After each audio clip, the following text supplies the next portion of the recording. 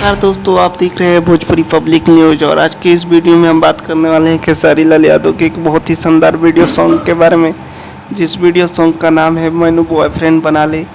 इस गाने का फर्स्ट लुक पोस्टर रिलीज कर दिया गया है, जिस फर्स्ट लुक पोस्टर में आप लोगों को नजर आएंगे खेसारी लाल यादव और प्रभुजोत कौर। ये पंजाब की मॉडल हैं और पहली बार खेसारी लाल यादव की वीडियो सॉन्ग में नज़र आ रही है। और इस गाने को लिखा है श्याम देहाती ने और इसमें म्यूजिक दिया है ओम झा जी ने।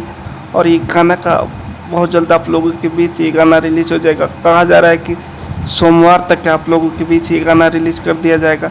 और इसके दूसरे पोस्टर में आप लोगों को बता दिया जाएगा किस कंपनी पे रिलीज़ किया जाएगा। जैसा ही इसका दूसरा पोस्टर रिलीज होता है, आप लोगों को भोजपुरी पब्लिक न्यूज़ ज़रूर बताएगा और दिखाएगा भी। और ये गाने का फर्स्ट लुक पोस्टर कैसा लगा, और हमारे चैनल पे नए हैं तो चैनल को सब्सक्राइब करके घंटी का बटन दबाएं।